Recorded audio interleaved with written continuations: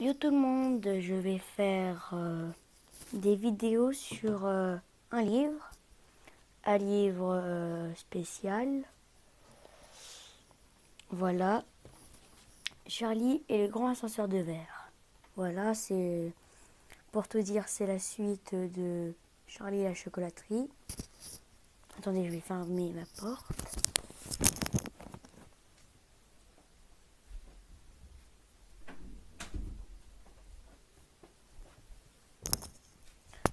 Voilà.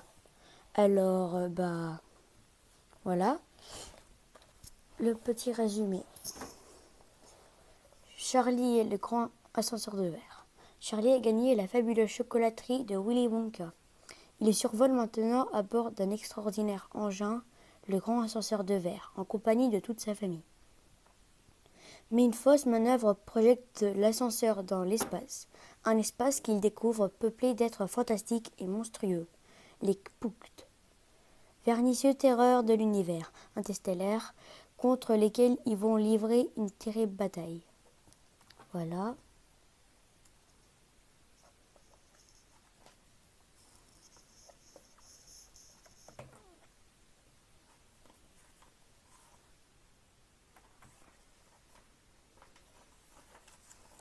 Chapitre 1. Monsieur, attends, avant que je lise, cette vidéo va durer 5 ou 6 minutes parce que quand je voulais poster une qui durait 10 minutes et un peu plus, et ça n'a pas marché parce qu'elle était trop longuisée, YouTube. Bon bref, allez on va commencer. Il y aura plusieurs parties. Chapitre 1. Monsieur Wonka va trop loin. La dernière fois qu'on a vu Charlie, il survolait sa ville natale dans le grand ascenseur de verre. Quelques instants auparavant, Monsieur Wonka lui avait appris que désormais la fabuleuse chocolaterie lui appartenait à présent. Notre jeune héros Notre jeune ami revenait triomphalement pour y habiter avec toute sa famille. Attends, vous voyez.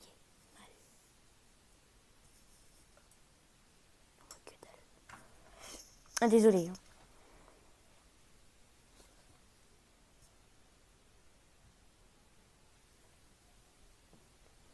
Petit rappel des passagers de l'ascenseur. Charlie Puckett, notre héros. Monsieur Willy Wonka, l'extraordinaire fabricant de chocolat. Monsieur et Madame Puckett, le père et la mère de Charlie. Grand-papa Joe et grand-papa Joséphine. Le père et la mère de Monsieur Puckett. Grand-papa George et grand-maman Georgina. Le père et la mère de Madame Puckett. Notre grand-maman Joséphine, grand-maman Georgina et grand-papa George étaient toujours dans leur lit où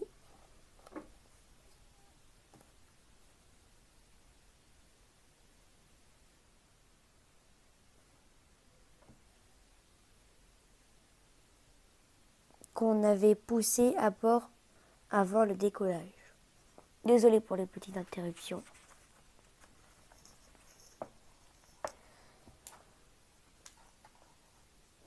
Grand-papa Joe, vous vous en souvenez, était sorti du lit pour aller visiter la chocolaterie avec Charlie. Le grand ascenseur de verre volait tranquillement sans se presser à 300 mètres de haut. Le ciel était bleu étincelant. Tout le monde à bord était follement excité à l'idée d'aller vivre dans la célèbre chocolaterie. Grand-papa Joe chantait comme un con. Charlie gambadait. Monsieur et Madame Puckett semblaient heureux pour la première fois depuis des années, et les trois vieux grands bâtères se regardaient en souriant de toutes leurs gencives roses et édentées. Voilà.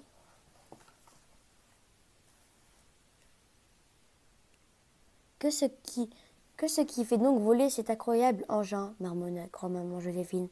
Les crochets du ciel, répondit M. Wonka. Pas possible, s'écria grand-maman Joséphine.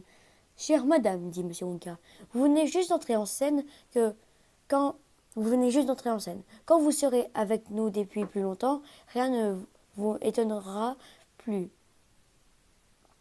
Ces crochets du ciel, reprit grand-maman Joséphine, ils ont sans doute un bout accroché à notre engin, exact. Exact, dit M. Wonka. Et à quoi est accroché l'autre bout demanda grand-maman Joséphine. Je deviens chaque jour de plus en plus sourd, répondit M. Wonka. Rappelez-moi de téléphoner à mon otorino quand nous reviendrons, s'il vous plaît. Charlie, dit à grand-maman Joséphine.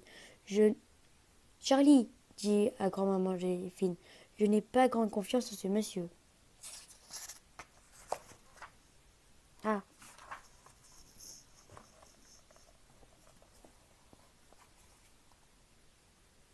Moi non plus, dit grand-maman Georgina, et pesant tout le temps. Charlie se pencha sur le lit pour chuchoter aux deux vieilles dames. Je vous en prie, soyez gentils. Monsieur Wonka est un homme fantastique. C'est mon ami, je l'adore. Charlie a raison, murmura grand-papa Joe en rejoignant le groupe. Calmez-vous, Josie, et ne nous ennuyez plus. Dépêchons-nous, s'écria M. Wonka. Attendez. Non, attends. Nous avons de temps et si peu à faire. Non, attendez, c'est exactement le contraire. Vous m'aviez compris, merci. Et maintenant, de retour à la chocolaterie.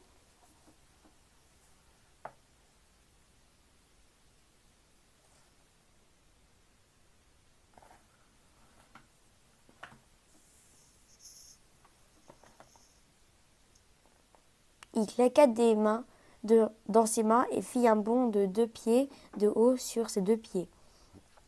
Nous volons vers la chocolaterie, mais nous devrons nous élever avant de redescendre. Nous devons nous élever de plus en plus haut. Que ce que je vous disais, fit grand-maman Joséphine, il est givré. Calmez-vous, Josie, dit grand-papa Joe. Monsieur Wonka sait très bien ce qu'il fait. Il est givré comme un citron, dit grand-maman Georgina. Nous devons monter de plus en plus haut, criait M. Wonka. Fantastiquement haut. Accrochez bien vos estomacs. Il appuya sur un bouton marron. Ça fait déjà 8 minutes, j'ai envie de dire. Écoutez, on va faire ça, on va continuer au prochain épisode. Et bye tout le monde.